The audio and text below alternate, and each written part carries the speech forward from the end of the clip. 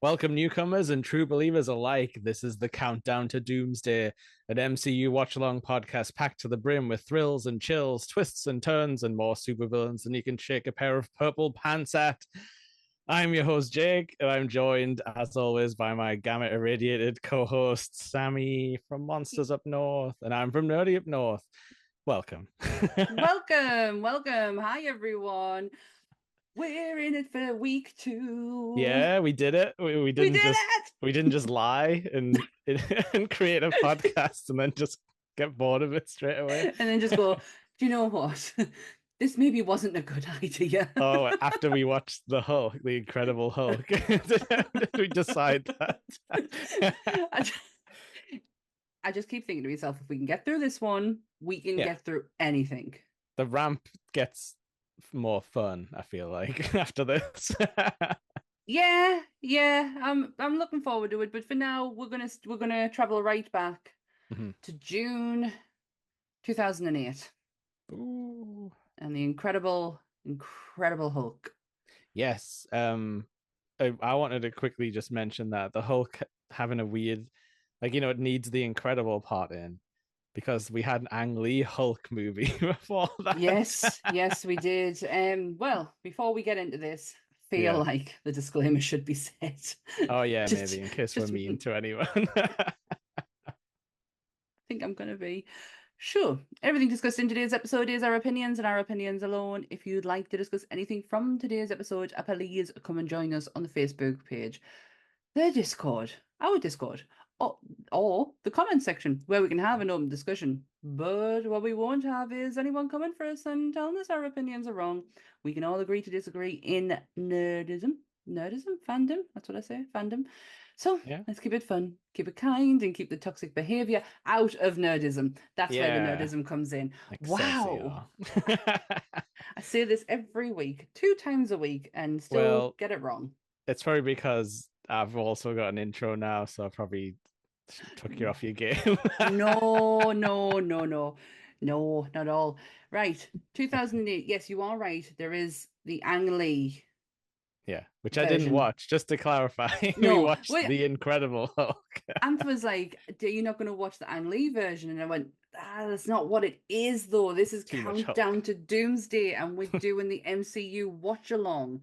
So why would I need to watch that one? Yeah, like only for research purposes because they don't mention it at all. No, they do not. I was just gonna say, have you seen it? Yes. Because I see it. Yeah, I would have as well, probably, or at least checked it out on like video or something. But it's really weird from what I remember, and there's a lot of like child abuse metaphor and stuff. Oh, okay. Like his dad like makes him the Hulk by like experimenting on him or something, and it's like, so it's a totally different thing, and it's like, wow. All I remember is between the scenes was the comic book strips, and I was like, oh, isn't that fancy? That was probably the only thing I can remember from it. But did you know? No. Who they wanted originally for this Hulk? Oh no, but I love these alternate universe casting things that Sammy brings to us. They wanted Eric Bana. Right, so they're just going to bring him right back because that was the guy in the first one, right? Yep, they loved him so much in that movie. They wanted to bring him back for this, and they wanted to create a whole Hulkverse around him. And he said, "No, thank you." Because the amount of crap that he got on the back of that one, he didn't want to go through it again. Okay. Like, and also this was untested waters, like Robert Downey had made his deal, but nobody really knew how this whole thing was going to go. If they knew back then, they were signing like a golden ticket for like endless riches. I'm sure more people would have signed on. Well, this is what this leads us nicely actually into Edward Norton and his contract within this movie. So Edward Norton, which I only found out last night from our great cult leader Paul, has creative control on his projects. Right. That's part of his contract. Even this one. So this script is fully written out. Mhm. And because he has creative control, he goes in and rewrites it. Right, okay. That's So an odd thing. the majority of this is Edward Norton Yeah. because, he's such a huge Hulk fan. He knows everything. Um, so yeah, it was originally written by Zach Penn and Edward Norton went in it. The director's actually quite kind about the changes that were made. He Yeah. doesn't he doesn't, shit all over it. Mhm. But that's the reason why he's no longer in as the Hulk, because Kevin Feige took that away from him Yeah. and he went, "Oh, I'm not doing that." And they had a massive disagreement. Feige said it had nothing to do financially. It was just a work in chemistry. It didn't work for Yeah. him, and he wasn't going to come back. Yeah. I think you've got to be a very special type of actor to like be able to garner that kind of respect and like runway to have like, you know, because you're basically taking like hundreds, thousands of people's jobs in your hand when you're like, I'm gonna Yeah. do rewrites just on the fly. Yeah. Like, Yeah, he was like, I am such a huge Hulk fan. I know this yeah, character. And what he wanted to do with Hulk later on was to explore more of his trauma. yeah, And the MCU were like, oh, we're kind of not looking to yeah, go down that avenue so deeply. So that's where the yeah. creative differences started to come in. But even then, though, in this movie, they don't really get into much. Like, not by, I would say, like today's writing standards. You know, if you want No. to, if you want to write like a traumatic monster story, like there's loads of them, and I Hmm. feel like that's in every kind of superhero like series, like you get that a little bit of that every now and then. Yeah. But I And would say this on is this one, they were trying to like maybe cram too much into the Hulk because like me yeah. yeah, maybe. I kind of got it by the end on the second time Mhm. I watched it. I kind of got it by the end. Um, but this is a pure monster movie. Yeah, Like, it does have some stuff I really like of the genre, hmm. which we'll like talk about when we get to it. But yeah, like thinking it now that I know that about the creative control, I'm just questioning the choices more. But now I've got someone to directly blame for for things, so that's good. It's um, Edward Norton's fault. yeah, but yeah, so like this one, it's interesting because the movie on its own, I feel like doesn't have enough to do with the rest of the connected universe. No. It's got the tacked on bit at the end, but it feels like it was written outside of the whole MCU plan. Yeah. And I'm guessing is that because it's Universal Studios? Potentially, it feels like if you lined up phase one, Yeah. like a DVD collection of phase one, and you push that one out the way, it doesn't make a blind bit of difference to the story. No, because they even sort of they do a rejig of the origin anyway when we get Hulk and Avengers. The sort of like it technically Kind is, of. yeah, like it technically is after this, but it's not really what you see at the end. There And is well, yeah, there is a few little bits that are put into the first time you meet Ruffalo as the mhm, Hulk that is directly linked to this. However, yeah, it's deleted scenes. yes, I heard about that. Yes. So there It's the is it's the bullet line, isn't it? I've seen the scene as well. Oh, okay, they actually It's filmed it. Yeah, they filmed it. And it is literally him just staring at a gun. Okay, so like, yeah, I see what you mean about if they're wanting to go like darker and with the more trauma, but I don't know if I want to see that. I'm fine with Ruffalo mentioning it for like a high drama moment, but Hmm. I don't need to see that on film. I don't No. want to see the Hulk with a And gun in his mouth. you've you've got to remember who this is kind of aimed at. They're trying to balance the Yeah, kid side of it and the adult side of it. yeah, They are trying to do that balance. So to have pure trauma rife through your movie is not going to sit well with This is the Hulk. and they're trying This to get is not new fans as well, like you exactly. say. It's this is not Shakespeare. It's Yeah. the Incredible Hulk. Mhm. So let's have him smash stuff. Yeah, and Banner, like Bruce Banner, isn't like if you want like Shakespearean, you gotta be a bad guy in like comic books. You know what I mean? Like if you Hmm. want to be like high Yeah, drama and concept, it's the baddies that get all of the stuff to exactly. chew on. we want our good guys to be good guys, Yeah. to be pure, to have integrity. Yeah. I don't want to see them crying in the corner. Like, Yeah. just imagine the Hulk just crouched over, just It's just the whole with a gun in his mouth that gets me. Like I don't need that image in my head for any Marvel superhero. no, Um, no, not at so all. what did you think about how much this references the TV show? Because it's a lot when you sort of It's a when lot. you stack it all up and like in a line. Because the intro is almost exactly, like the intro movie. Yes. That's the same machine and everything. Yeah, and Sorry. it's all of the same machines that he gets like Yeah. sat in, which in my notes I called the contraption that makes you the Hulk. Because what was he doing in I it? don't know. It was like he was having an MRI scan or something. Like there was, Yeah, I don't understand that. But the you are so right. That opening sequence is, you yeah, just need, you know, Dr. Bruce Banner. They do that later, in a yes, he roundabout way with the does. piano. But yeah, I feel like it should have had like the voiceover, like the A team sort of like Dr. Bruce Banner, do da Yes, da da da. yes. I would have, or just some reference to like kind of like the Incredible Hulk, like just being said Yeah. over and over again, just something to like I've reference it. I've got this written down. I'll just drop it now because it's related. But the fact that it's like high school students in 2008 that come up with like the name Hulk, like there's no way like kids would be like, oh, that guy's a real Hulk. It's like something a wrestling commentator would say, and Yes, they're all like it's 40 years old. yeah. It's that would be so 80s of Yeah, someone to say. It wouldn't be the early 2000s. yeah. Do you know what a Hulk sort of where the name kind of comes from? Because I looked this up No.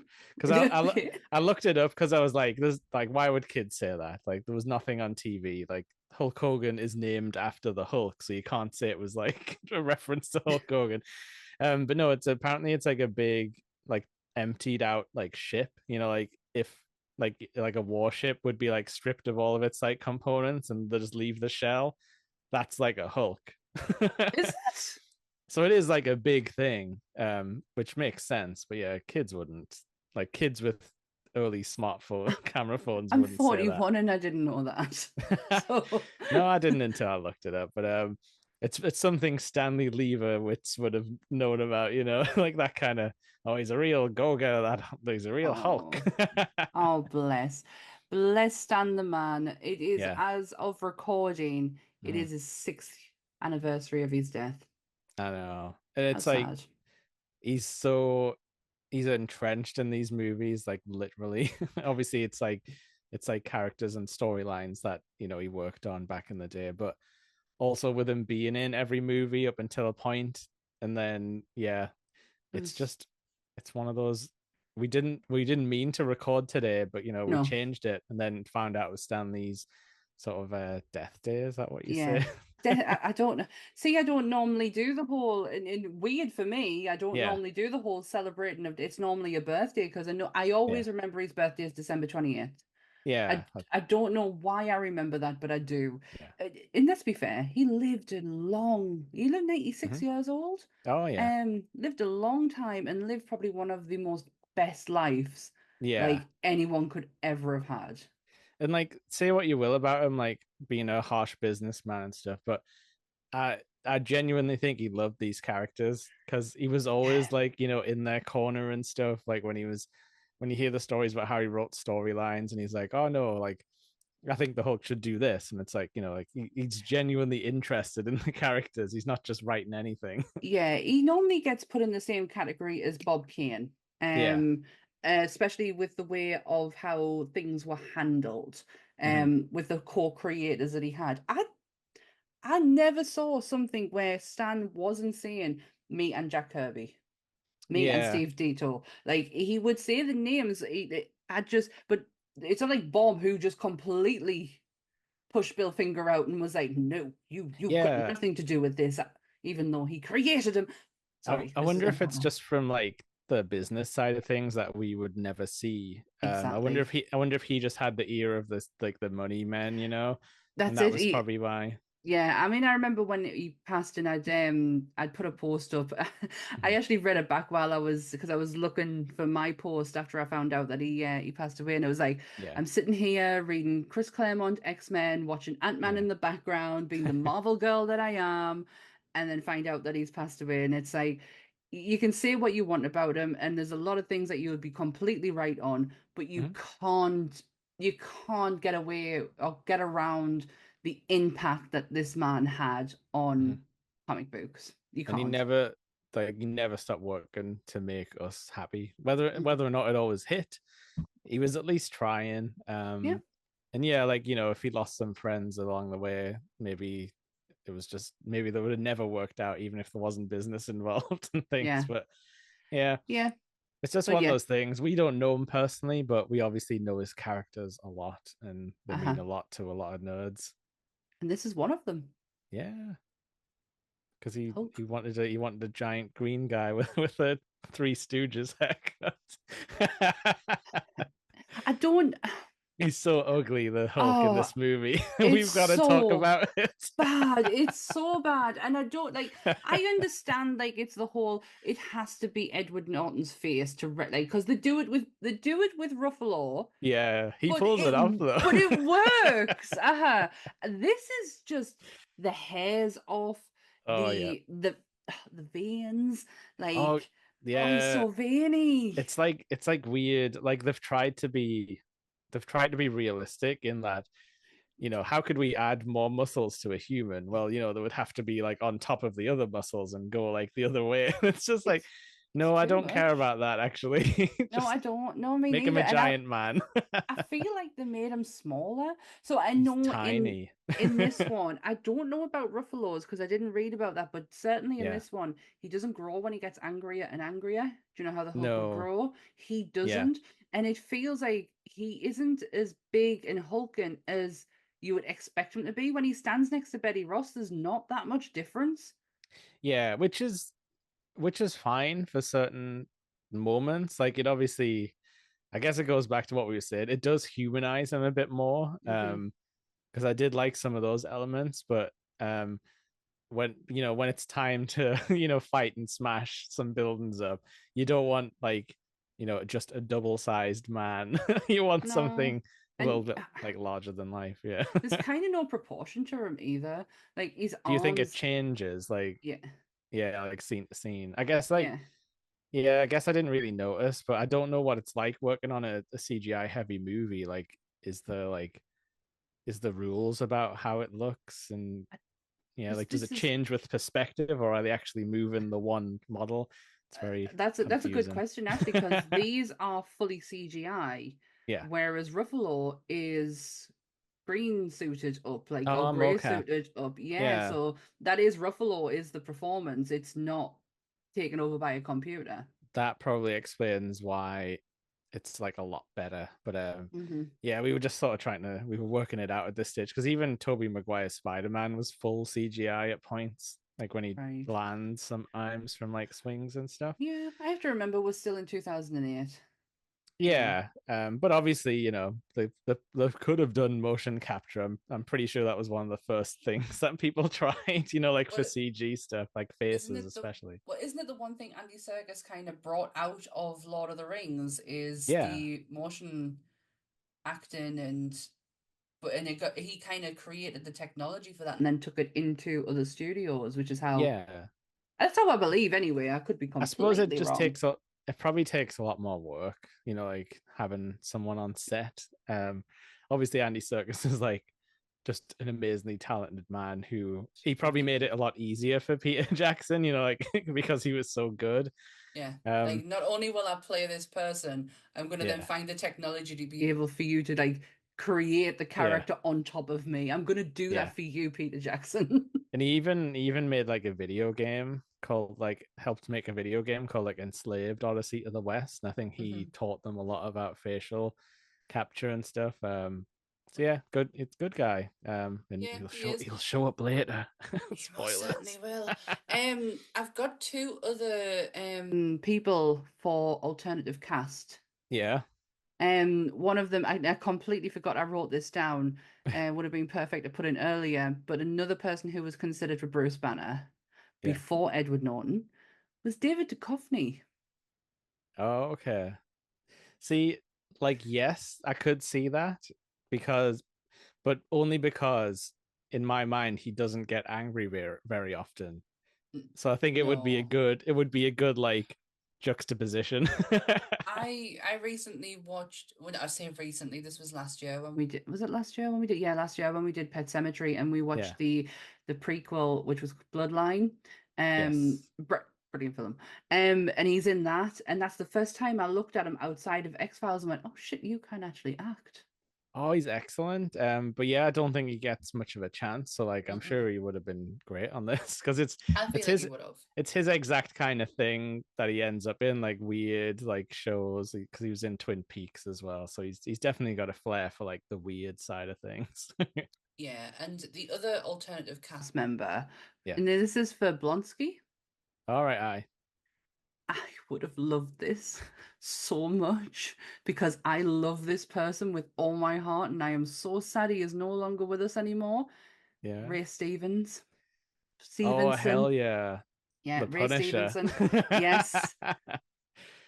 Yeah. I would have loved he's in do you know how I mentioned last week about Clive Owen being in one of my guilty pleasures, Yes. King Yeah. Arthur? It's him. That's why I'm watching it, because he's in Oh, it. gotcha. Yeah.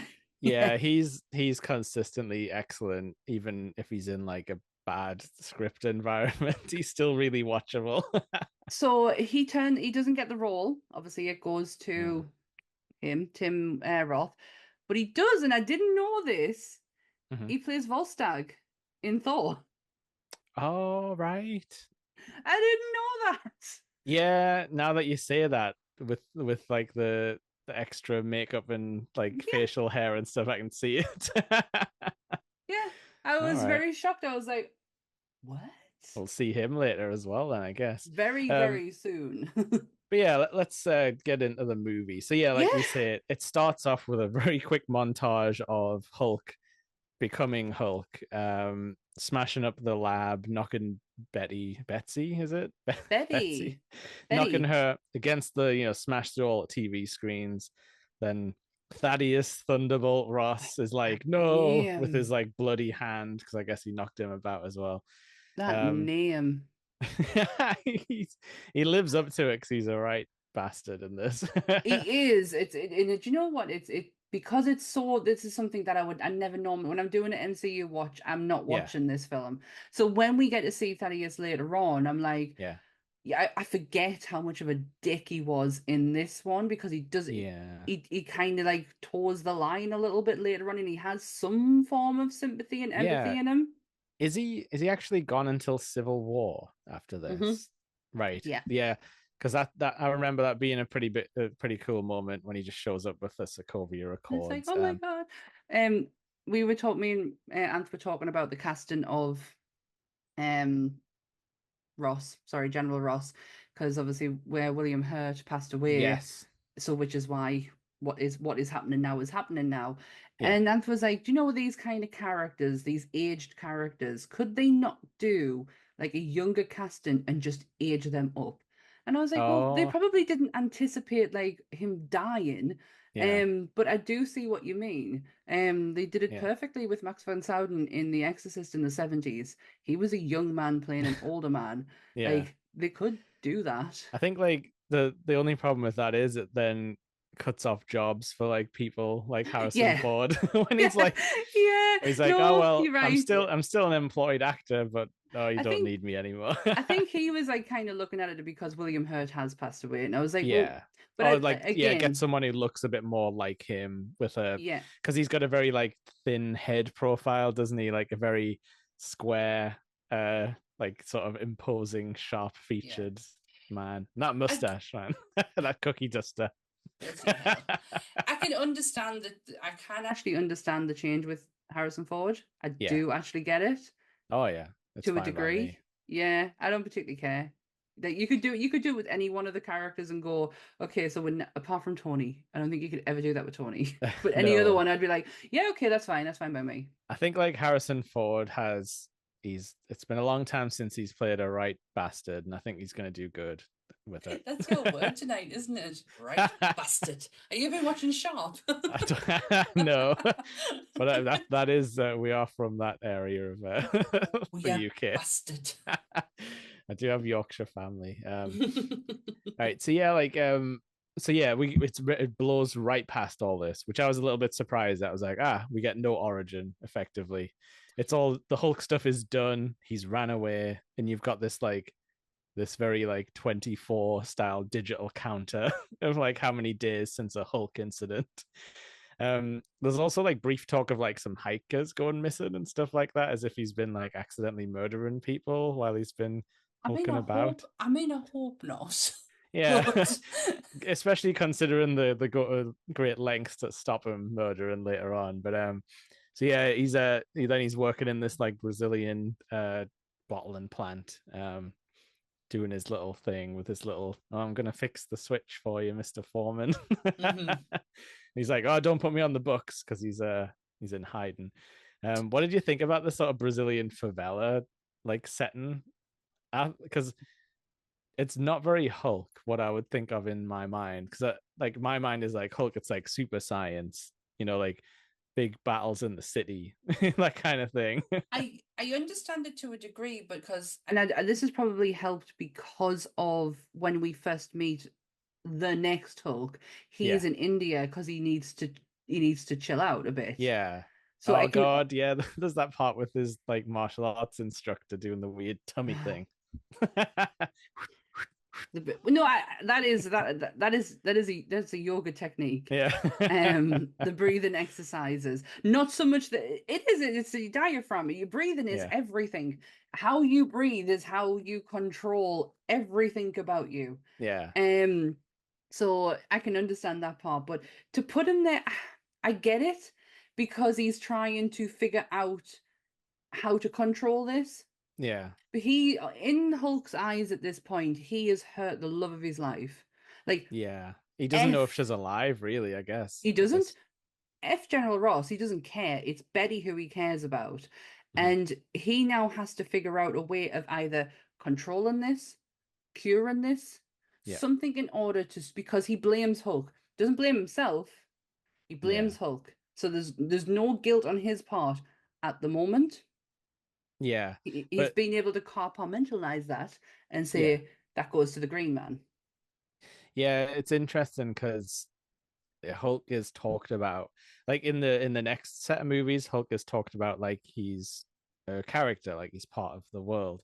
In this, he's very much like pushed to the side of like, that's a monster. Like we don't talk about Hulk much. We don't acknowledge that it's like a different side or anything, like or its own personality. Like it's very much an other thing. So sorry. No, I was sort of just gonna move into like what happens with Stan Lee and his his radioactive juice drink. Hold on. I have it written down like I did last week. No. Where is it? Where is it? Oh, no. I had it written down. I had the exact time. 14 minutes. Oh. 14 minutes and Stan Lee makes his appearance. Yes. There we go. No, it's 13 minutes. Sorry, 13 minutes. And comic book writer and co-creator of The Incredible Hulk in 1962 is the man who drinks the soft drink containing Bruce Banner's blood. Yeah, and gets a bad dose of gamma radiation. They don't really tell you what happens. It looks like he might just have a bit of a dodgy stomach. The way he kind of goes, ooh. Yeah, but I know for a fact that Stan Lee would have loved to drink a Hulk drink and get superpowers. That's right down his street. 100%. 100%. I was going to say something about the whole lead. So I had to go back and watch this again because I felt that some context was missing for me. And also I had a burning question as to what experiment were they doing? What was the aim? How did it go wrong? And I didn't quite understand that part until I went back, and it's the guy who plays, he's going to be in A Brave New World, the leader. He kind of explains it better than anyone does in this whole film, and it's right in the middle. But I had to go back and listen to what he said. They are trying to replicate the soldier. I always get this wrong. Sorry, it's the serum, the soldier serum. Yeah. The super soldier serum, that's it. Always get it wrong, but that's what they're trying to do, is to replicate that, because obviously, as we'll find out later, it gets destroyed. So they're trying to do their own version of it. It gets mixed up in gamma, it then goes wrong, and they were initially testing it out on on Bruce, who then, I think the way they sort of that's the weird thing. They don't spend a lot of time on the why, and it's like, actually that's the interesting thing about the Hulk.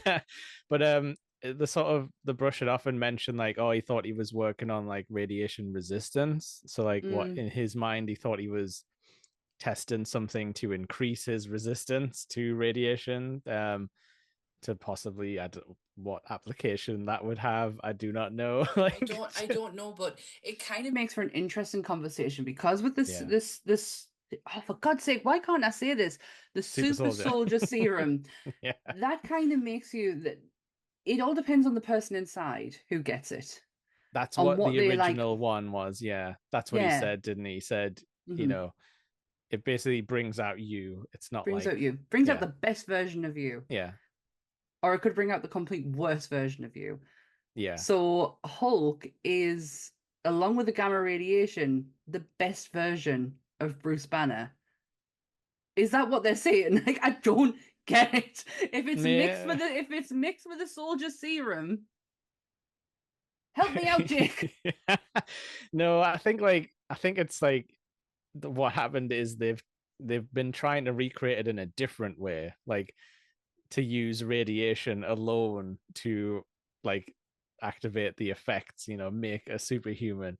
And what Bruce Banner unfortunately gets is like too high of a dose, which then makes him, like a monster, a big green monster, literally.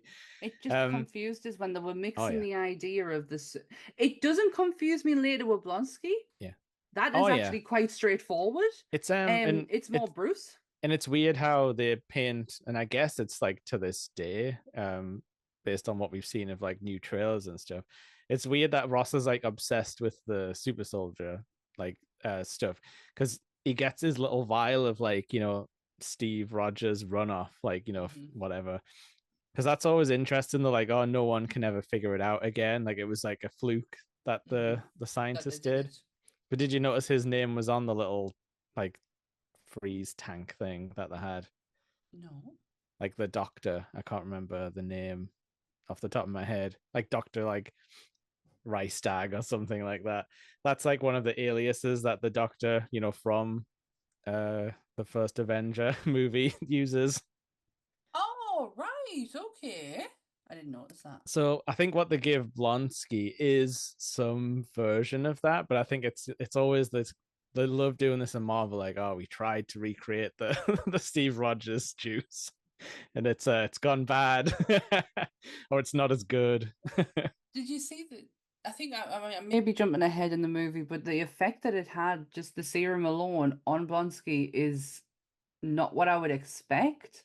No, it's weird, isn't it? He just gets like all grey and stuff. He looks ill. Like, he doesn't look like he's a super soldier. He looks completely and utterly ill. He looks like an addict. Yeah, I wonder if that's kind of what they were doing, because he's like a war addict, isn't he? He's like he wants to keep on fighting, because there's that line where he's like, oh, if my brain was in like a body 20 years younger, like you'd see some serious shit, sort of thing. All right, Tim Roth, calm down. We've seen you in action. And he's like, that can be arranged. Come to this like horrible medical room with the irresponsible doctor who's like, okay, we're gonna inject your muscles and then right into your bones. And he's like, and the bone ones are gonna hurt, son. Oh God! But Do you know how many beats his heart rate has to be before it gets to Hulk rage? Is it like around 200?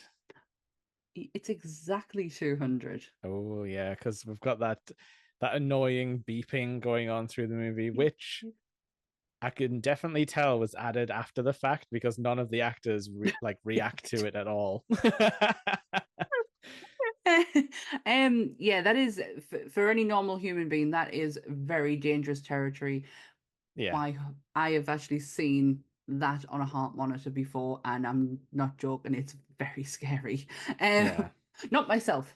Yeah. But yeah, I have seen that on a heart monitor, and I've seen it sit at about 180. That's even more scary. And I guess like obviously like Bruce is like, he's in good shape and stuff, ridiculously good shape.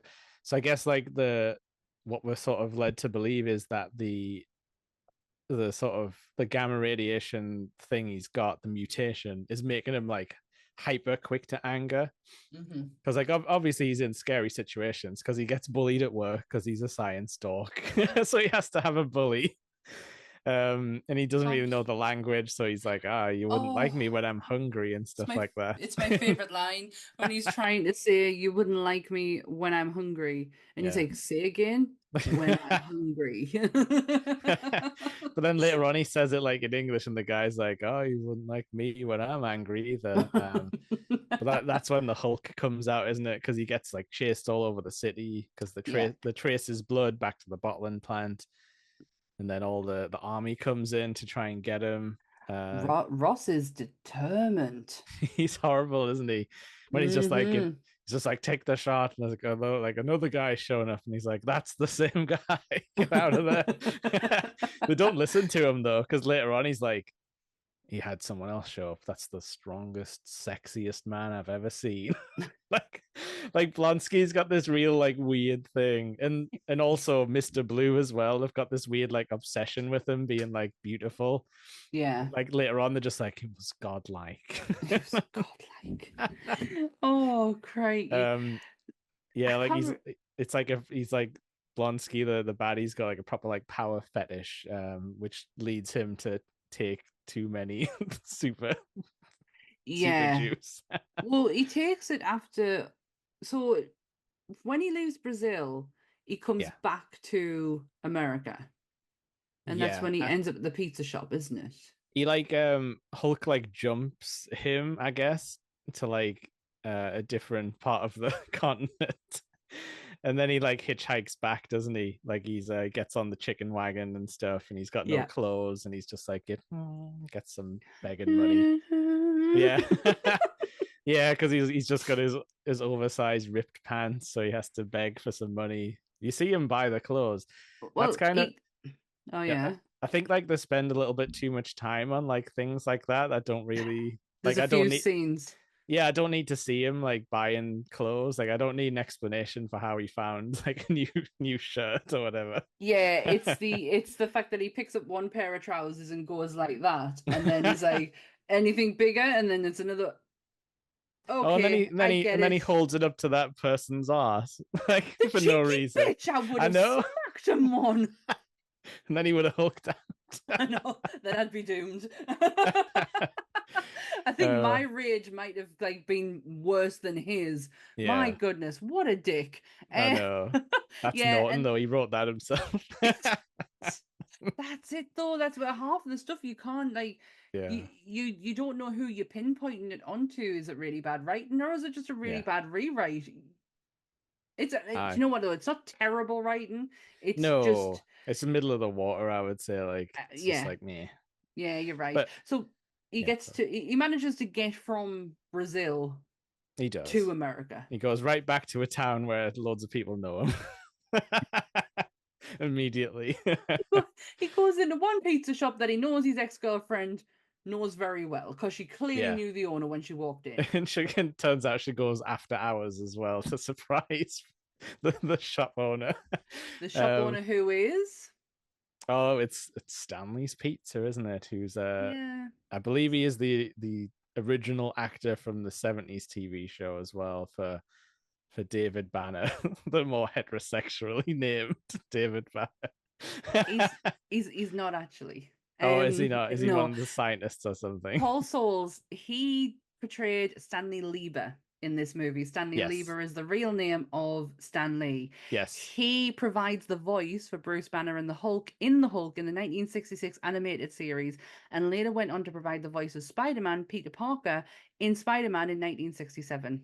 Yes. Okay, he's the animated Hulk. Yes. That's very good that they got him. That's what I was saying. There's so many links to the old shows. They pretty much got every person they could. And the one who deserves to be there, Yeah. who is Lou Ferrigno. Oh yeah, he's so good. He's absolutely fantastic. He's just like he's just super charming, isn't he? Whenever he's on screen, I love him. He's done a couple of episodes of Comic Book Men, and he's just such a sweetheart. Like, he genuinely cares. Do you know he's deaf? Oh right, okay. I didn't actually. I think it's only one ear, but it's like, he has to lip read. He's just such a kind-hearted soul. Like, that's good. Oh, he's just lovely. And I love the fact that anytime the voice, and I didn't know this, but apparently it's common knowledge that he was that he is the voice of the Hulk. The shouty voice, yeah. Hulk smash! You can hear him though. You can I could tell that was Ferrigno straight away. It's cool though, because I didn't pick up on it like earlier until like I watched this with subtitles, like this on like the Disney Plus one. Mm-hmm. But I didn't notice that Hulk like literally says like "leave me alone" to the army men. Like it's really quiet though, but like I didn't know that he talked so much. So on this watching, Hulk. yeah, like on this watching, I definitely like noticed a bit more like all of the few lines that he spoke. So yeah, like this is where the movie gets a bit weird, because he's chatting on his laptop the whole time to like Mr. Blue, and he's like, "I'm Mr. Green."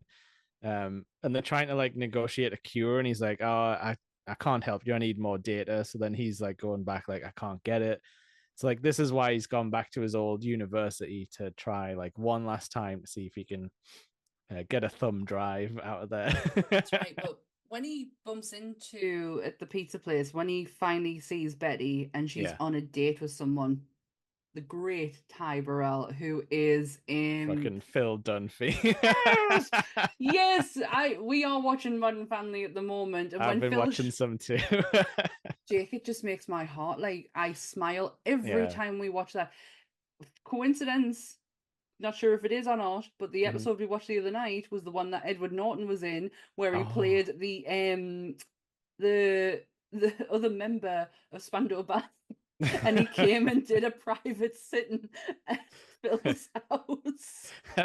I was gonna ask if there's ever been like a Hulk reference, but I haven't seen enough of it, I don't think, to know. No, there really was. He played it. He was actually really funny. He played a member of Spandau Ballet who nobody knew about. Yeah. And he comes and does a private set for Phil because Claire thinks it's his favorite band in the world when he can't stand them.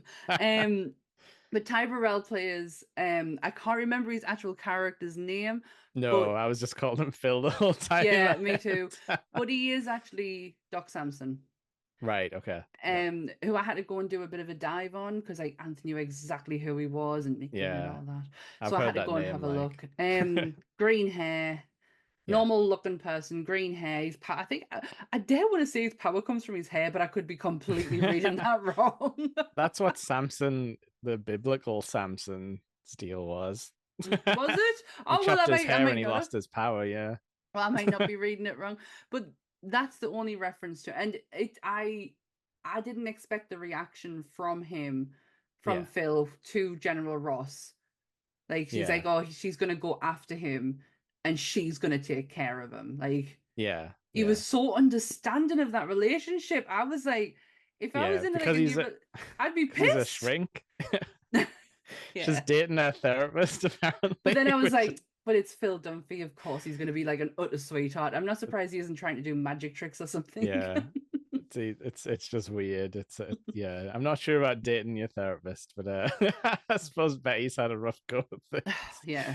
But yeah, so I got a really cool link to like future movies that I don't think many people know about. So when he goes back in the lab and he bribes Lou Ferrigno with the pizza. He's like, Yes. he's got his little plan in his head where he's like, oh, I can make up a story that I've got a spare pizza and all that stuff. Got the little delivery hat on so he can hide from all his old co-workers. Because that's what a hat does in the Marvel Cinematic Universe. Oh, Hide your face. So then he gets into like his lab and he like logs on and stuff. So you get this brief shot where it shows that he's bribed a second person with a pizza, and you get this guy holding up a slice and he's like, like, just to explain to us, like, oh, he hasn't broken in, he's like, traded a pizza for some PC time. So that guy gets picked up by Marvel again way down the line for the Spider-Man Homecoming, I believe. He's actually Peter's teacher. It's Martin it's Martin Starr. Martin. Yeah. And Feige has confirmed that it's the same character. Like, he studied here and went on to become a teacher.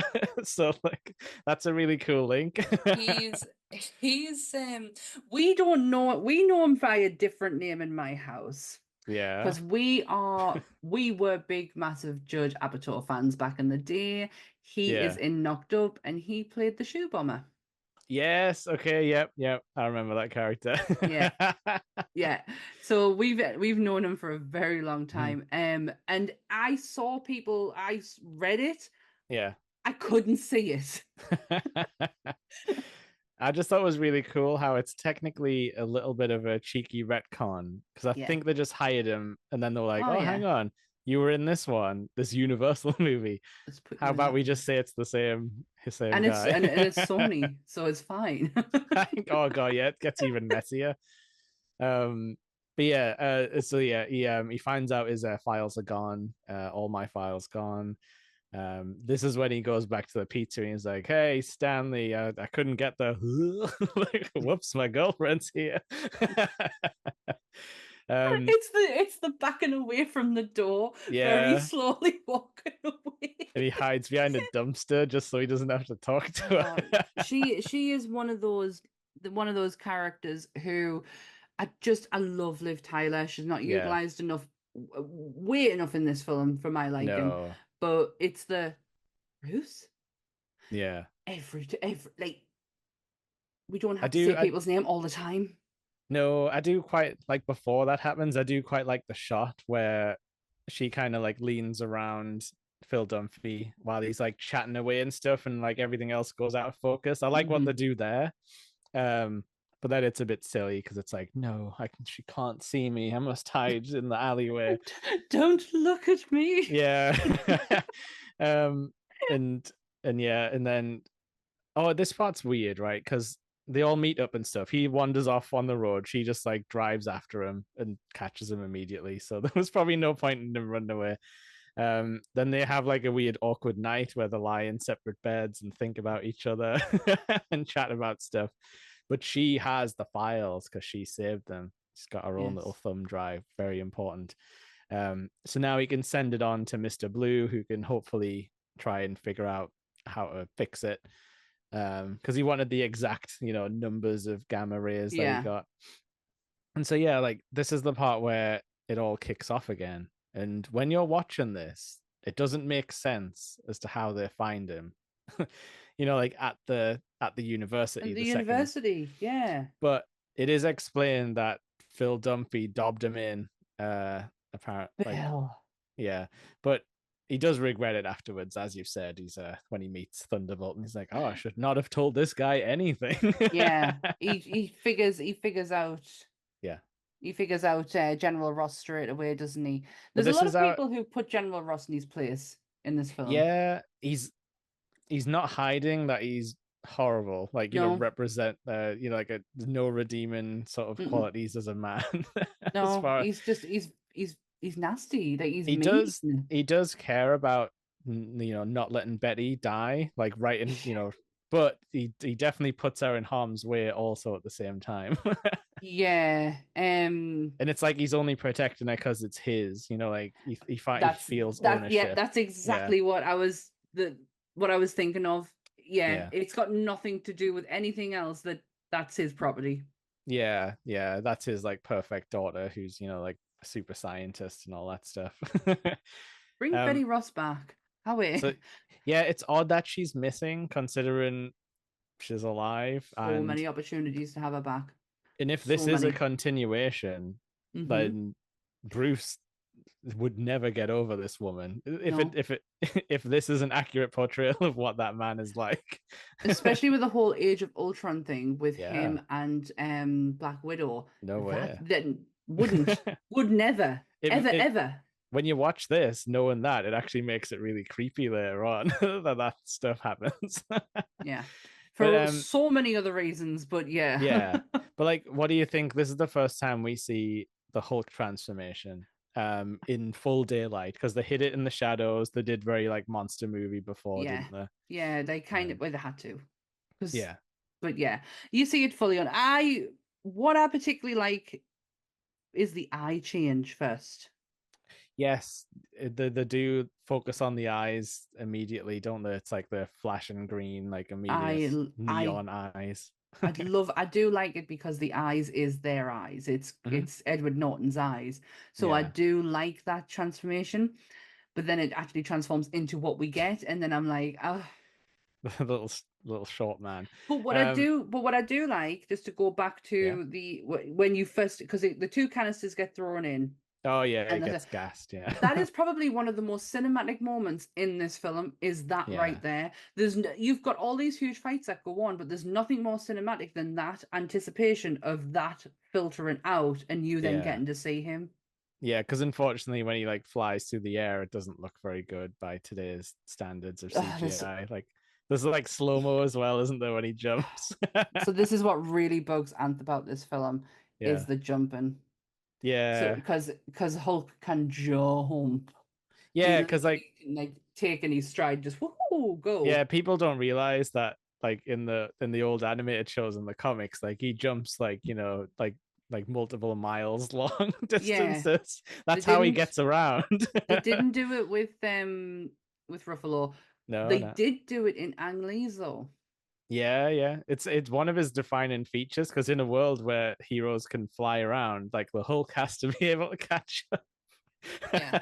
I mean, I guess in Ragnarok he has a few moments where he does scale some buildings, but it's not to the degree of what I'm expecting. Yeah. I think like I suppose they're trying to make him have like heavy, like powerful presence.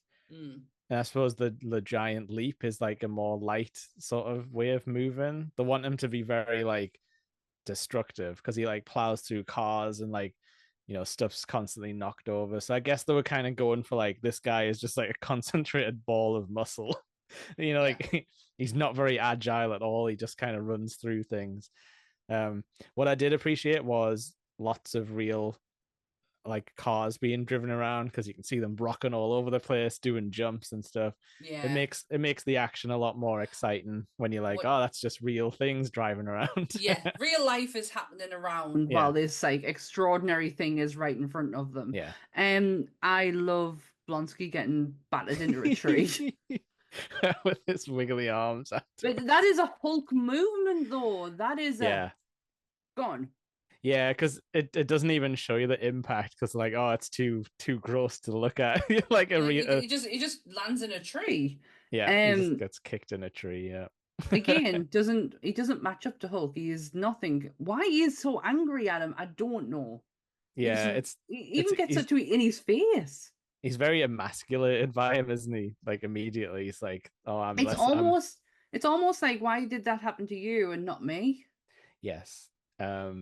Which is what I was gonna say was really cool about Blonsky, is he kind of has like, how like Iron Man has his hero's journey, where he's like, he has hardship, he comes through it, he has a misstep and then he saves the day. Like that's all good.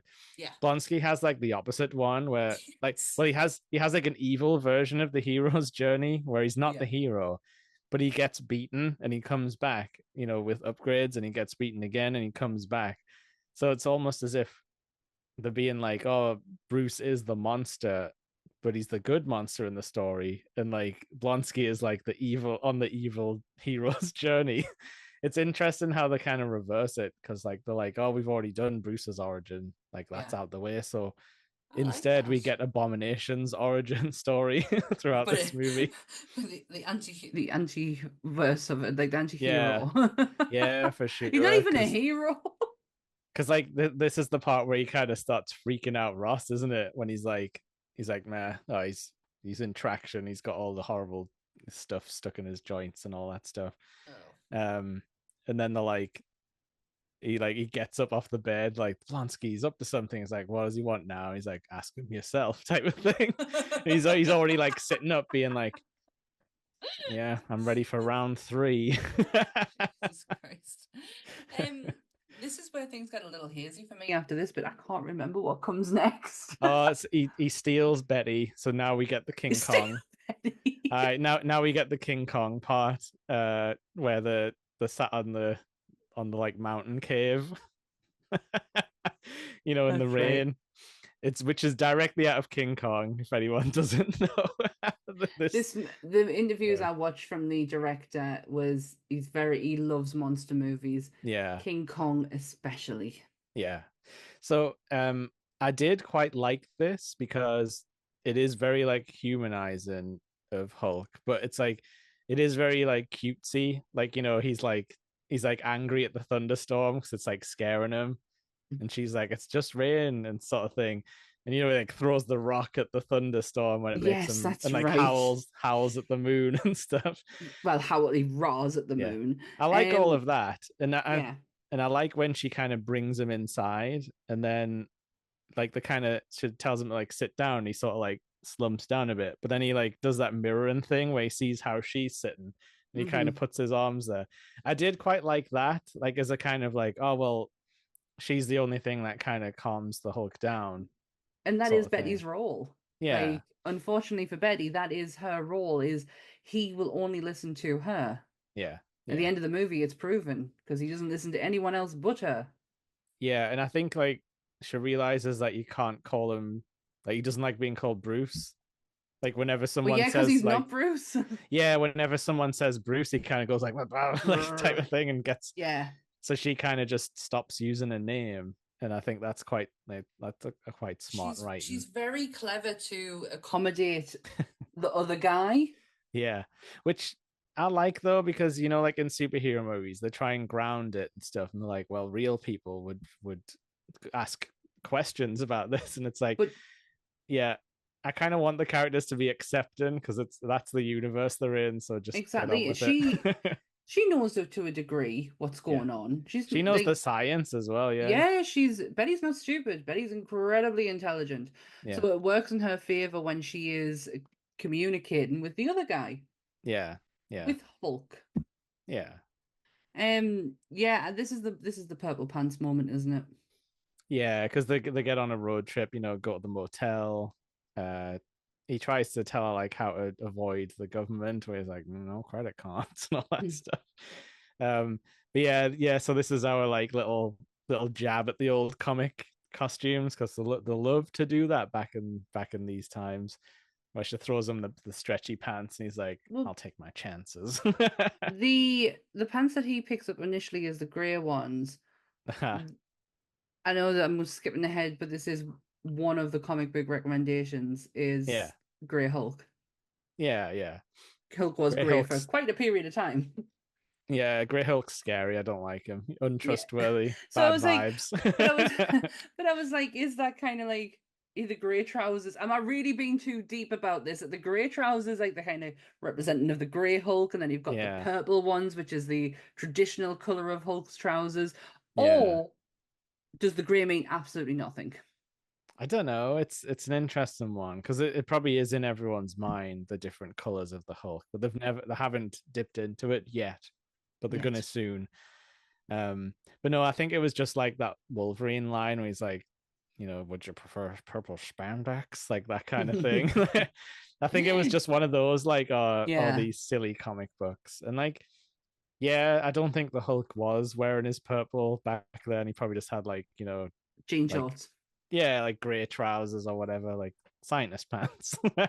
Scientist pants. I like it. I like it.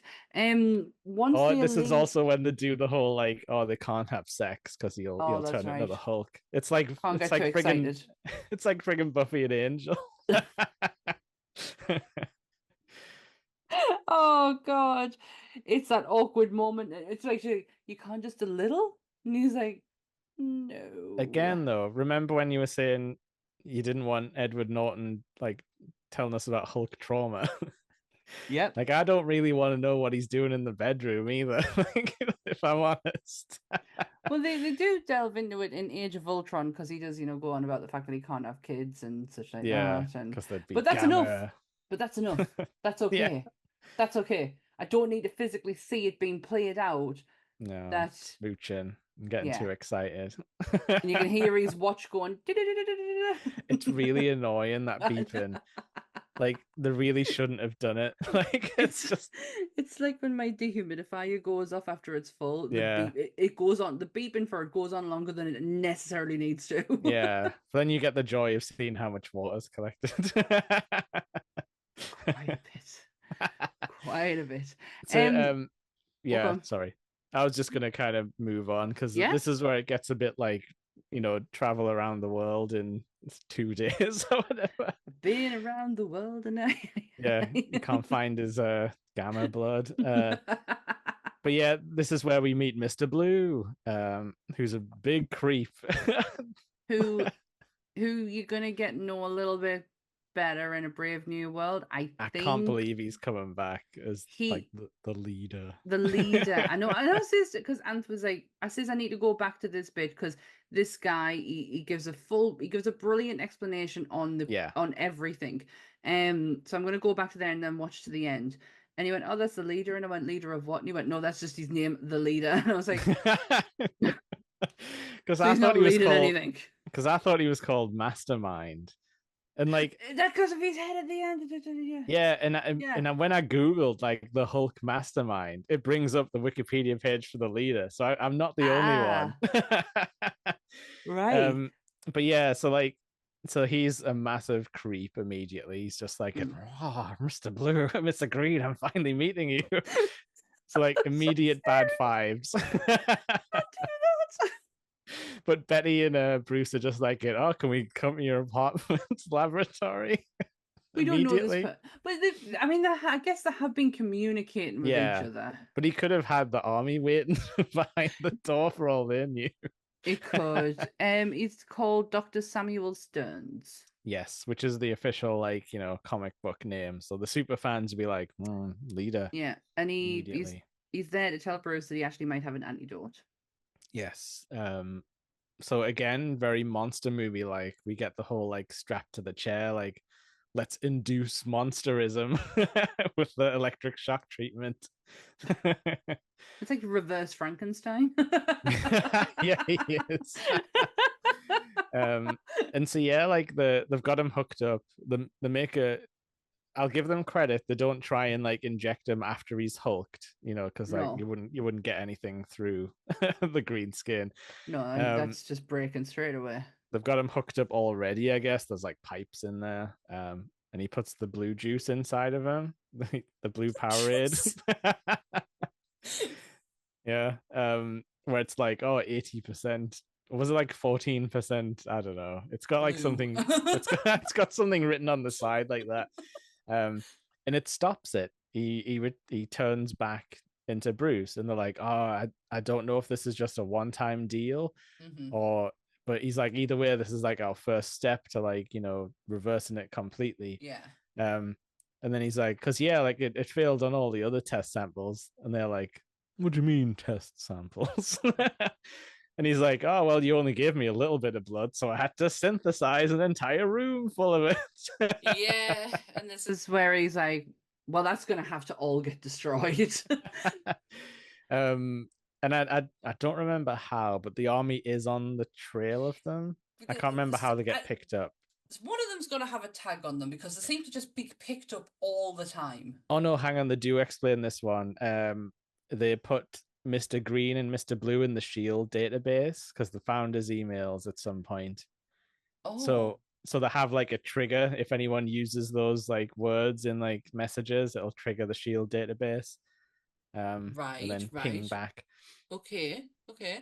So Well, yeah, but yeah, Bunsky appears looking haggard as anything. yeah, with his horrible spine when he's like Ah. in the bathroom mirror. Yeah, it's the reaction of Mr. Blue where he's like, "Why do you have to hit people?" Oh god, yeah, I forgot about that like quick scene. That's what I was mentioning before when he's like, "Have you seen this green guy? He's fucking beautiful, man." And he's like, "Yes, very godlike. He was on my Yes. table."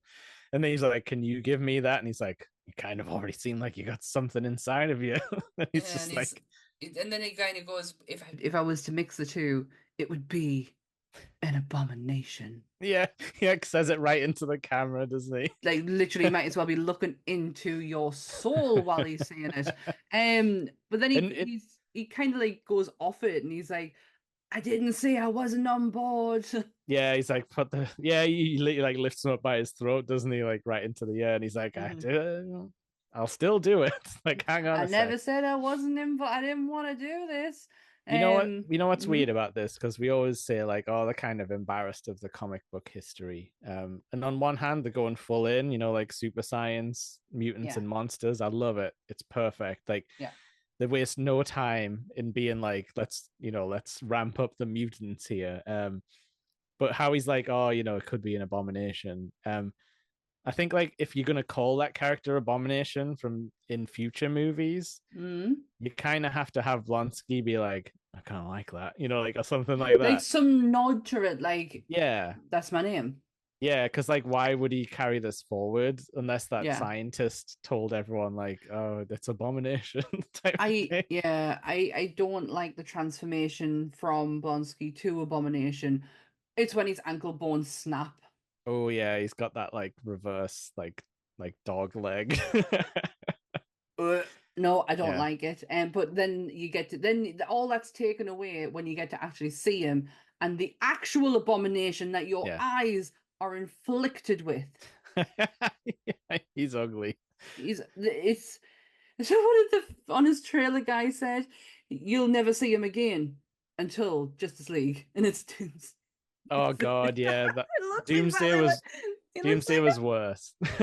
he looks a bit like him. I get the Yeah. concept design of it, and I don't mind it on paper, Mhm. but the way that they've pieced it together, the proportions of him, the actual anatomy on him, like I've had a deep look at this, and I don't. Mhm. It just doesn't fit right.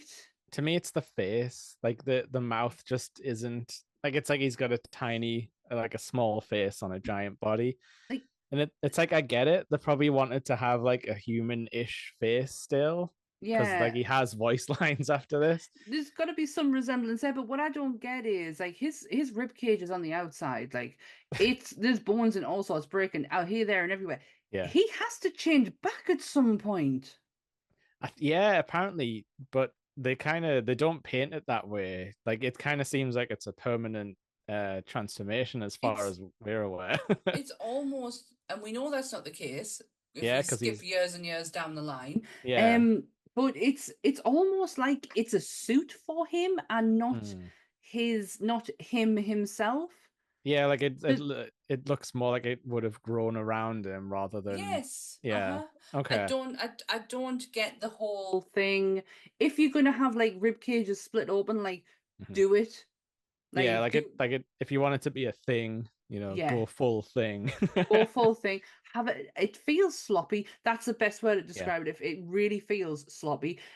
Hulk, I can appreciate the muscle definition, Mhm. even if I don't particularly like what I'm Yeah, looking like at. you You kind of understand like their thinking on it. Yeah. and you can see how the anatomy kind of fits into Mhm. what an actual person would be. That you just and I keep pointing to you because on my screen because he's behind you.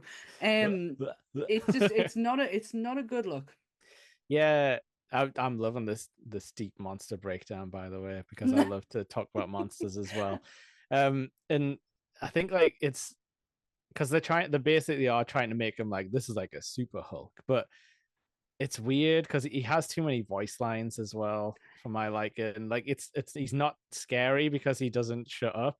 Yeah, Frankenstein was scary because he never said a goddamn word. You don't know what he's thinking that way. Like That's that's a it. scary monster. Like Yeah. that's why the alien's scary because you have no idea what that thing is It's why thinking. that's why King Kong's scary. It's Yeah, why it's why any non-verbal monster is terrifying. it's like It's the the unpredictable. Yeah, it's the ones who can't fucking shut up. Who that's the first time I've swore on here. I didn't swear once on the first episode, but it's the ones who don't shut up who are less threatening, and yeah, he he like demotes himself yep, just because you look scary.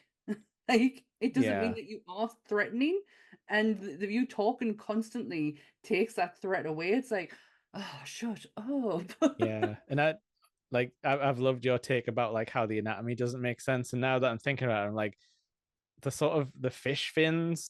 Like I know it's abomination, but yeah, Yeah. like what purpose do they serve? Where did like they come Where'd it come from? from? If you, I think I've, I'm not going to say like I'm hugely qualified, even though I Yeah, talk about monsters all the time. monsterology. But I do look at these things now. Monsters probably has helped Yeah, us do that because I have to understand where where like these creature concepts can come from. You can't like let's take Frankenstein for example. He is created. He is mhm. put together that way. So that Yeah, is totally fine. But other ones that you look at, let's think of an example. Him. Look at yeah, him. like a transform where it's a transformation and it's supposed to be like, oh, the evil within is now on the outside, like type of thing. But you could show that so much better Yeah, without having to have broken Heel bone. Actually, I don't mind the broken heel bones, but yeah. as long as when he transforms back to himself, his heel bones are broken. Yeah, yeah, that's a really good point because like yeah, even in like any kind of transformation stuff, you rarely like reset the bones and things Yeah, like that. if we are accepting the Fact fact that the Hulk's trousers Yeah, stay on and then go back to normal size once yeah, he's then we have to accept the fact his heel bones will the broken concept. And what yeah, are these sticky out bits? Is he breaking his bones in his arm? Like yeah, like the whole spikes thing. I do feel like thinking more on this, it does feel like people just how do we make a scarier Hulk, and they just added stuff on top of him, like, oh, we should be able to see his bones because like the Hulk's smooth and muscular. This guy has to be like, like have claws and everything and be sharp and gross. But yeah, yeah, as far as I'm aware, yes, he does pull his like extra elbow joint bone out. But then wouldn't have his arm gone all floppy? yeah, they kind of I'm just looking here. Mhm. The, And I I think don't I like it. I think I had like the comic character up before, and he was definitely more like scaly and Yeah. sort of like Oh, animalistic. yeah, I don't. Yeah, yeah. So Yeah, yeah, I actually don't mind the comic design. because he's more but yeah, I guess they were trying to like visually differentiate him too much, and they went too far in a weird The direction. just the neck, the bones at the back, the Yeah, rib cage is just a mess. he's got dinosaur spines pretty much, he hasn't he? does. I'm looking at sorry, I'm looking at No, I the like it. I don't like it. I don't. it just doesn't seem aesthetically pleasing on the No. eye. The symmetry in his head is annoying. It kind of like goes to one side. We hate you, Abomination. The problem is the actual design work of in comic books, Yeah, and even like that's not too bad, but that's no, it's terrible. yeah. Sorry, No, it's fine. sorry. No, I agree. And so this leads us into the sort of moment. One thing I thought was weird before like Abomination gets loose on the city, does that whole thing. One thing I thought was weird is how they wheel Banner out, and he's like, "If you've killed that Hulk inside of you, I'm gonna be real mad." Um, All why? right, Thaddeus. Yeah, like I couldn't believe that they didn't have him sedated because for all they know, like He he's could be tried lying. Yeah, he's tried to get rid of the Hulk, but there's no Yeah. guarantee. This is what got me is when And they they're on the have plane. tranquilizer guns constantly. Yeah, tranked a dog earlier. I was furious at that. Oh yeah, that dog was cute though. That dog was adorable. What it got me was on the aeroplane, and the guy, Yes. they're like, "Oh, there's a Hulk on the ground," and Thaddeus is like, "You think you're mistaken?" Because he sat right next to us, and you get to see the squad on the floor, and there's a piled up bodies everywhere, and one soldier leans down to check if someone's dead, and it's like, yeah. I Oh, could have told you that. I forgot about that. We get the point of view shot, don't we? Where he's like chasing the camera, like the Abomination. He's like, I've got you. You could totally tell this is a Universal Studios movie because that is their Yeah. streets. Like I Yeah. have walked them streets. That is their streets. But then you go back to the helicopter and it gets even funnier because Mhm. Edward Norton's like, well, it's got to be me. I've got to do this. This is my, Yeah. you know. And he stands in front of Betty and Thaddeus and goes, "We created this. I've Yeah. got to do this." He's like, What does that mean? yeah, and they're like, well, you can't control it. He's like, no, not control it, but maybe I can aim it. And it's like, right, that's your big plan. Okay. Yeah. Okay. Yeah, and then he jumps out of the helicopter and he does the whole "oh shit" and then Yeah. lands on the floor. I said to Antoine while watching it, they should have left that because he literally pops his hand up straight away. Yeah. If they'd left that a few minutes longer, that's like a full Yeah. Or it could have Yeah, been at and least they like a funny gag, like type of yeah, thing. because you'd just gone down in a funny gag. Yeah. He's gone to the ground going, "oh shit," and then you like instantly boom, feeds the Hulk. So he had to have transformed in air. Yeah, because he hits the ground way too hard for a human. But the one thing that does that I'm just sort of like thinking about now is it robs us of like a full on Hulk transformation. You know, like A like final one. heroic. Yeah, you know how in Avengers I'm getting chills just thinking about it. There is that moment. Like it Where he robs just us of that. when he Yeah. turns round and Yep. he's going when he says, "That's the secret. I'm Yep. always angry," and he It's just the turns. It's the turn as he's turning, he's transforming. I got Oh, that is chills, beautiful. Sammy. I got chills. Beautiful moment. Yeah, you are absolutely right because we're in Hero Hulk now. Like Yeah. I don't know how you would deem or class him previously because it's like Yeah. Hulk, but now you've got like, oh God, Hulk's got to save the day. And Yeah. yeah, you're right. I don't like that.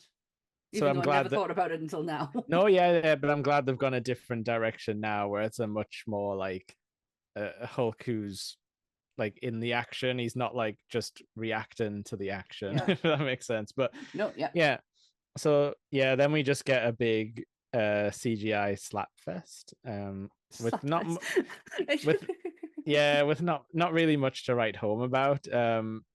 The only thing of note I wrote down here was there's a lot of parkour where they like hop around over like rooftops and things and cars. Oh, it's not parkour if they're not jumping off a building going parkour and Yeah. do it.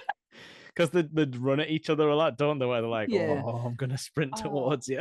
All I keep do you know what? I think Batman versus Superman, sorry. Yeah. The standalone Superman movie has ruined me when it comes to cities and action scenes happening in cities because Yeah. what I always think afterwards was how much did all this cost to fix?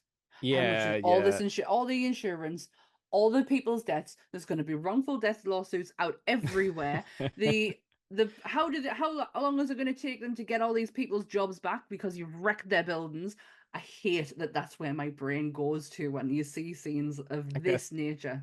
I guess you have to send Shield in to mop Does it- everything up. Yeah, that's all I keep imagining. Just spray paint and just spray paint over this. Yeah. They changed that though. They did. Marvel did do a very good FU to DC on the back of because it did get a lot of stick. The amount of damage that Metropolis got in the Superman movie. Yeah, the English and American audiences weren't ready for a Dragon Ball Z fight in the Superman movie. No, they weren't. They really weren't. And so Marvel counteracts that with Age of Ultron and Sokovia, and they save everyone. And the Hulk moment, that's makes everyone sad when he goes mad. Sad. Yeah. But yeah, Marvel counteracts that part. There's one thing of note in this fight. So you know the moment where he's already sort of talked about where he stabs his stupid elbow spike into him. Yeah. That scar, I believe, stays on the Hulk's character model up until Ragnarok, I think. Oh, He has interesting. like a Because chest scar. he does change a bit in Ragnarok, doesn't he? Like design wise, it's not. It is a bit Yeah. different. Yeah, but it's like the one they use in Endgame, isn't it? Like that kind of sort of he's more like he is more like a giant man. He's not like a weird monster. It's so weird that yeah. He's. Do you think he's transformed? The more he can, because the more he becomes Dr. Banner and like Yeah. or Hulk Banner. You know what I mean? Like he's Professor Hulk, whatever he's called. And he's more, and he's in a human form and talking.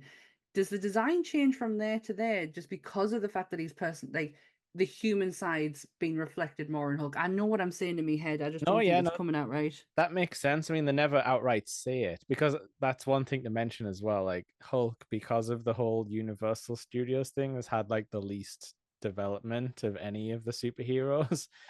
Because And he's kind it's of like such a he's trapped. shame. He can't have a movie, but he can be in TV shows. So Yeah, it yeah, actually this is the lowest grossing film Marvel yeah, ever made. yeah. I can kind of see why. Like I say, Despite making 200 million, it's still the yeah, lowest. like we said, it has some fun monster movie elements and like Yeah. super science and stuff is always that's why we watch these movies for like silly stuff like people getting abomination serums. Oh, we forgot to mention as well the goo leaks into the man's head and makes him into Megamind. Oh, yeah. I mean, I did do the whole that thing earlier, Yeah, but yeah, he gets some banner goo and and his yeah. brain starts functioning different, and he's smiling. Again, massive creep. Yeah. Didn't hide it for 1 second.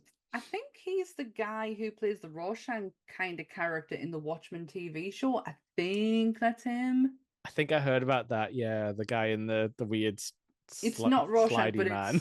it's something. So I think that's him, and I think he's been in Supernatural before. Yeah, He looks like a kind who's been in Supernatural he's before. unsettling to look at, and I don't like his weird bubbly head. But um, so yeah, if people don't know, the leader has a giant oversized brain, and he's like he kind of looks like Sinestro, if that's a touchstone for anyone, but he's got a big head.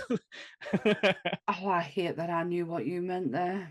Well, I'm just talking about like the beard and the sort of like It's the head. pointy. It's the Yeah. minute you said shape of the head, I was yeah, yeah, I knew who you meant.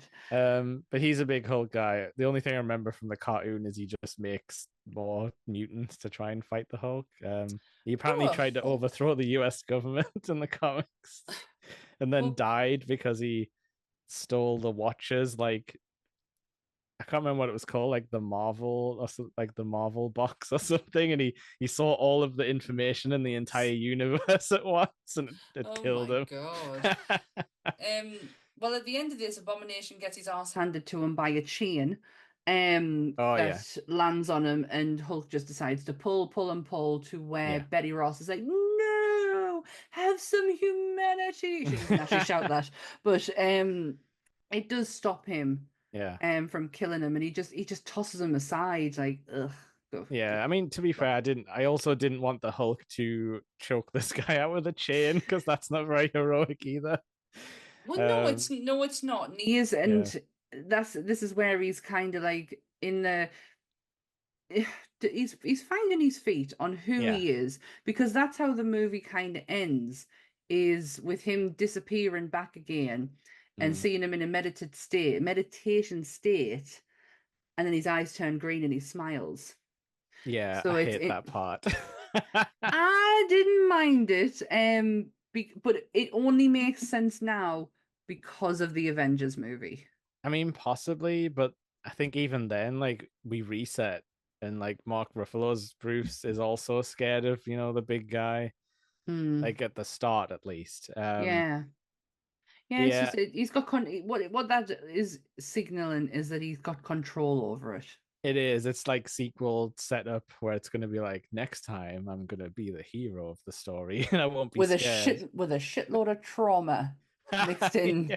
with it. Yeah. There was one, you know how you mentioned earlier about Steve Rogers. Yes, there was a quick mention of his serum. There's actually another foreshadowing moment Yeah.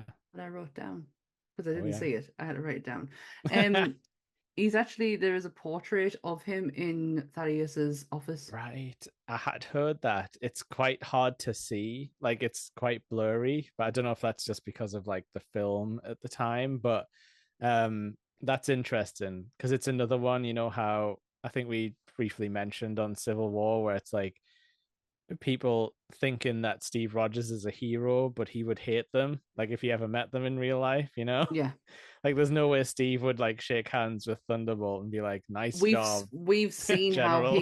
we've seen how they react Yeah. later on down the line. So that's absolutely right. But he probably was a hero. Like he's the Oh, guy who yeah. first got the super soldier. Why can't I say super soldier serum? I don't Like know. it's not that hard. It's gonna keep coming up. I'm gonna have to write it down somewhere, like a post-it note, and have it in front of us. But yeah, he would be deemed a hero to him because he's the first guy who took it, and he's like trying desperately to recreate this. He wants. What is it with the people of Marvel wanting these weapons of mass destruction? But yeah, it always comes back to like the Steve Rogers was the best crack at this because I guess he's the most well adjusted of all He's the the only one. superhumans. He's probably the most successful. Yeah.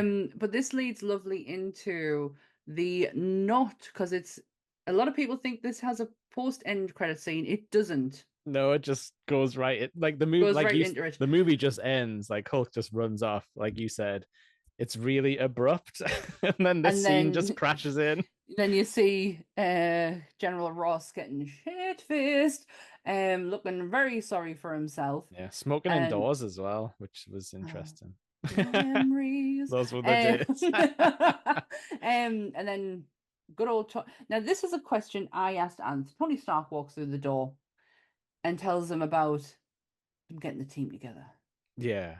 Well, actually, first what he says is, "We told you, Ross, that super serum program was to be taken off years ago. So you knew that naughty boy kind of thing." However, he was like, he mentions it, doesn't he? He was like, he says it's on ice, meaning that it's frozen. It's frozen, just like Steve Rogers. And then he goes, "We're getting the team together." And he's like, "What team?" And then he like smiles, like a little smirk. Why is he telling Ross this?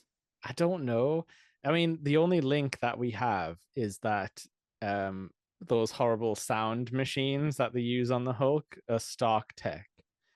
And it's like, so are we trying to say that he's got out of the bombs trade, but he's into like the horrible sound cannon trade now? But this has got nothing to do with Ross. Like Ross isn't even, you don't even know he's a thing until Civil War when he kind of reappears and he's not General Ross anymore. Well, he is General Ross, but he's in a new position. And like Tony would go to Betty, like if he wanted to get the Hulk, he would go to the other scientist who's, you know, he has like she's his peer basically in the sort of science and mechanics field. He wouldn't go to the army guy.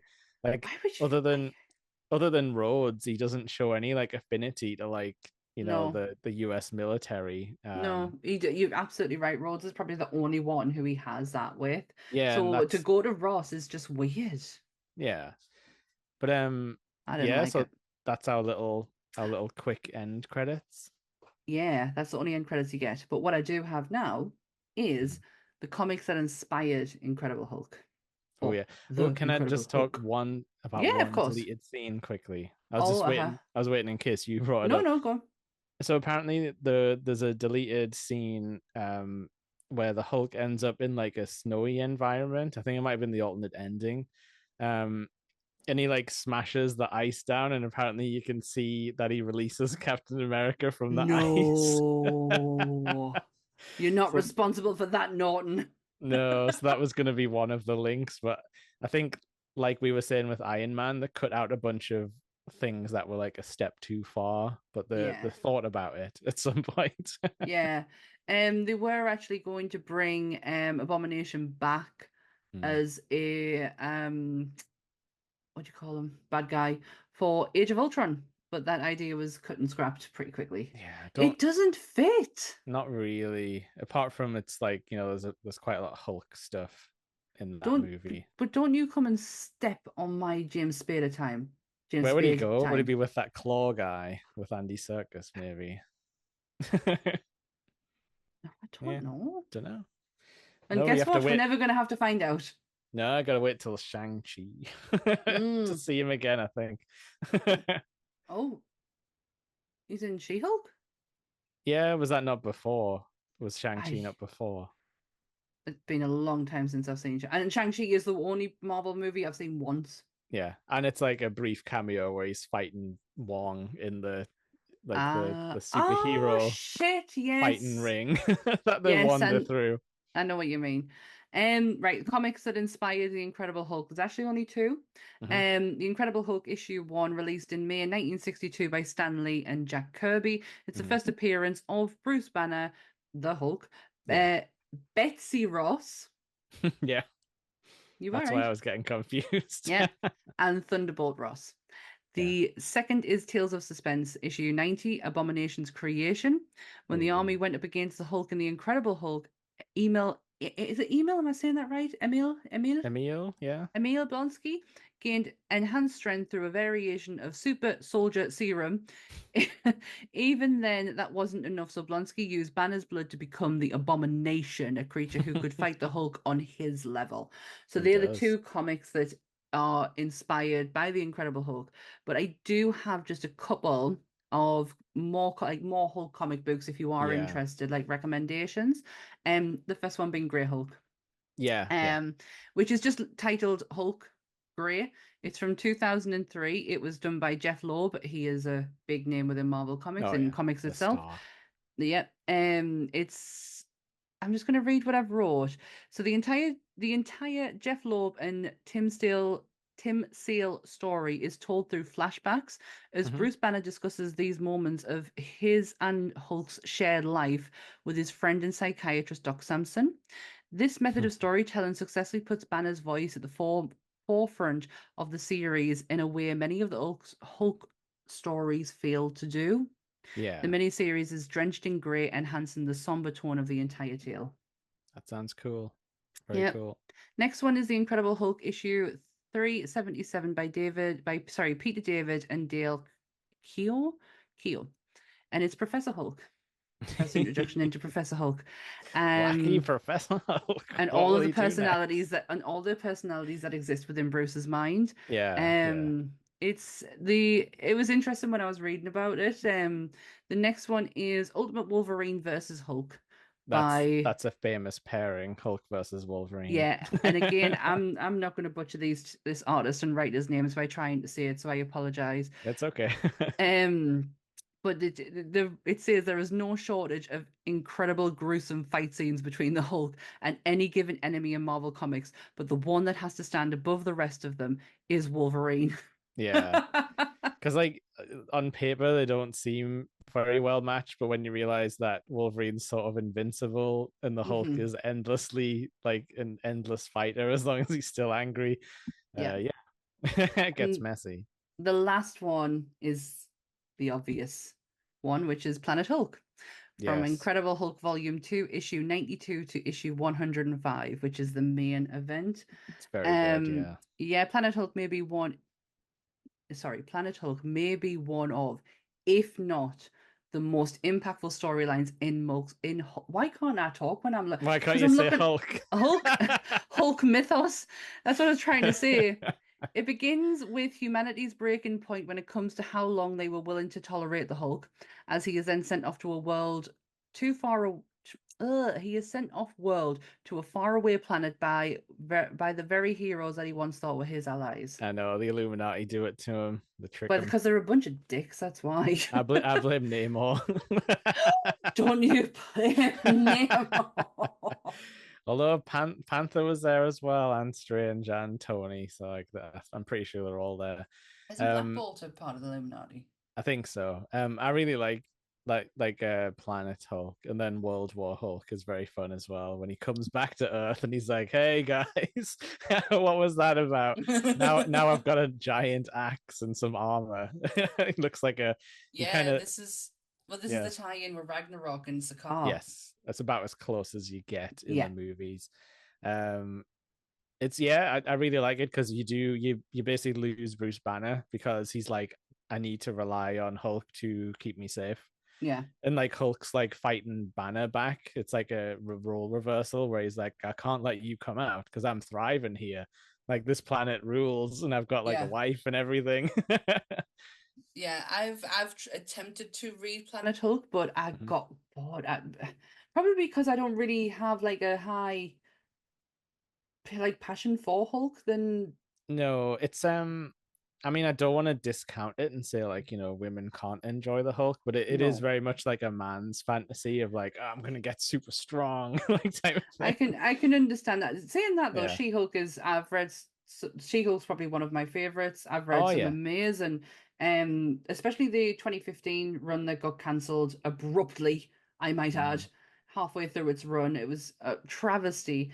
But they played She-Hulk very smart after a certain point when they were like, well, Yeah. she can't just be like the lady version, like the sexy lady Hulk. Like they decided to make it fun, and it's like more about like, like womanhood and sort of how you get around in life being a superhero What who's also a woman. It's like it's really good. But it's also she never gave up a day job, and that was like really Yeah. impactful, especially in the Yeah. 2015 run. She's always been a part of a team, whether it be the Yeah. Fantastic Four or the Avengers. She's always been a part of a team, but she Mhm. has never quit her day job to be a part of that team. She has still managed to be this badass lawyer who, didn't have to drop that side of her to be something else. And that's the one thing that they didn't do super great in the series. Like they did a little bit of it, but like the superhero courtroom drama crossover, like it just Mhm. has so much potential for like,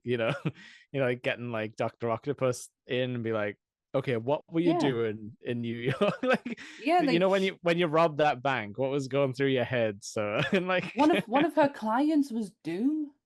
yeah, Like, how interesting is that going to be in a court case and juries and that, and like yeah. a judge, and you've got Victor Von Doom just sitting in the stand?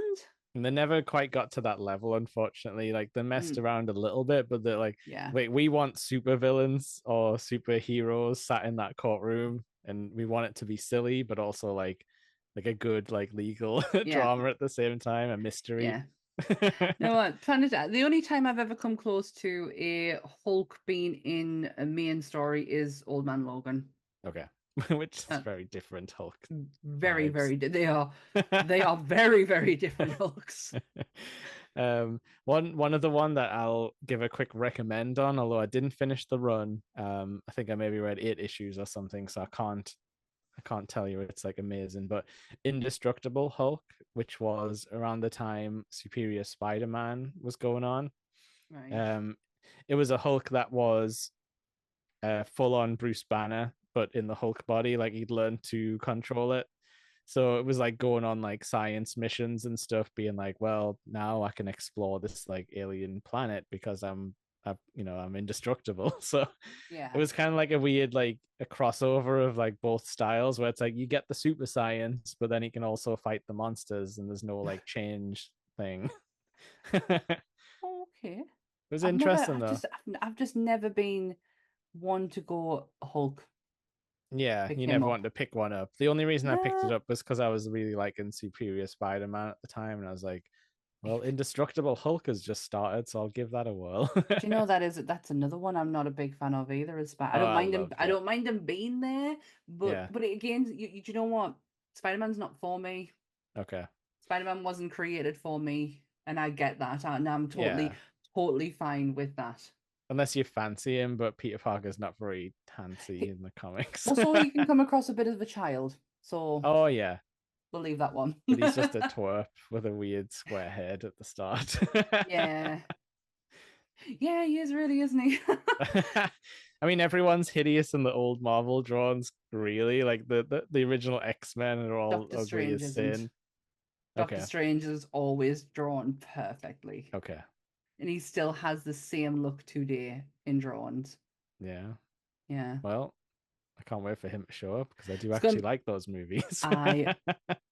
Oh, the list of recommendations when it comes to Strange, I'm sorry in advance, it'll be long. Maybe we'll have you just pepper them in like throughout. Throughout, just yeah, and an issue.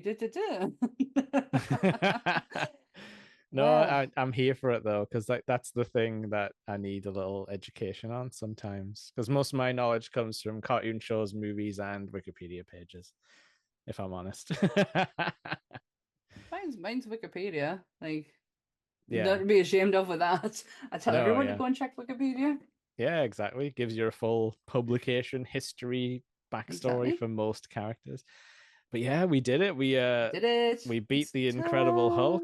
done. Oh my god, what are we on next time? I believe It's we're going for a Iron little Man 2. stopgap in the road to the Avengers. Because we're going back to Iron Man for Iron Man 2. Because in their infinite wisdom, they decided we should have 2 Iron Man movies and Incredible Hulk before we see Thor, Captain America.